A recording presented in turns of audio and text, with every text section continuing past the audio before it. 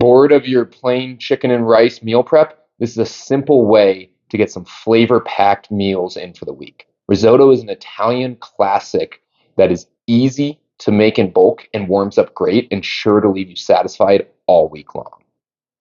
First thing you're going to want to do before anything else is get all your broth in a pot, put it on the stove, throw it on the back burner low, just get it nice and simmering. We just need to keep it warm for later on when we start adding it into the rice. It'll save us a lot of time. We're going to start off by going in with 4 tablespoons of butter. This last tablespoon, we're going to save for the finishing of it, and we're just going to melt this over medium-low heat.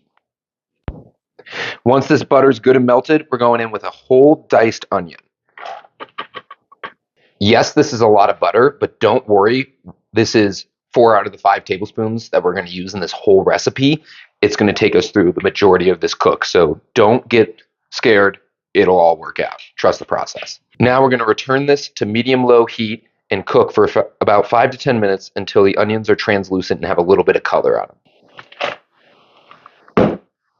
After your onions look like this, we're going to go in with 3 cups rice, uncooked, unwashed. We need the starch on the grains. That's what's going to thicken this all up and give us that really good creamy texture at the end. We take this all into that butter, and we're just going to stir it around and toast it for a few minutes. Try to get a nice light golden color on this rice.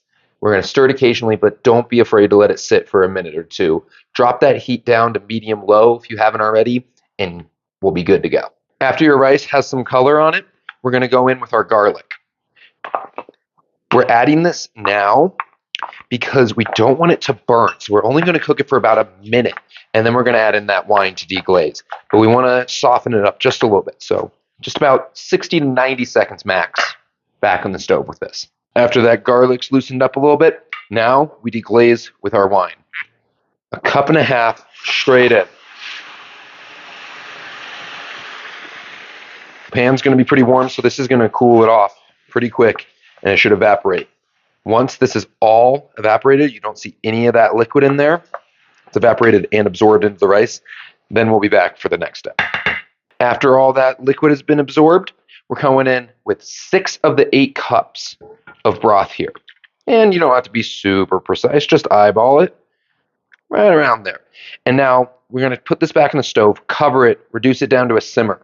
If you look online, you'll see some people who are very adamant that you have to add this in 1 to 1/2 cups ladles and constantly stirring. Honestly, not that big of a deal. End product tastes the same. So go in 6 cups now, stir it every once in a while, but you don't need to be sitting there, can't look away for a second. Cover it, and we'll be back once all this liquid has absorbed. After all that liquid is absorbed, we're coming in with our last 2 cups. This is where we're going to actively stir regularly until all the liquid is absorbed and the rice is nice and cooked. If you need a little more liquid, feel free to add a little more broth or water. At this point, this is the step where we finish cooking the rice. So if it is not done, we need to make sure it gets done. Once all that liquid's absorbed and the rice is good and cooked, we're going to go in with our last tablespoon of butter. While the butter melts, we're going to grate in our Parmigiano Reggiano. Now this is where we can go and have some fun. Use quite a bit because this will pack in that flavor and make the risotto nice and creamy. Now we add salt and pepper to taste.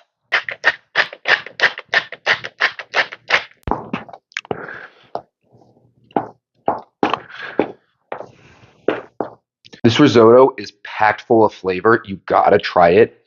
Pair it with an oven roasted chicken breast.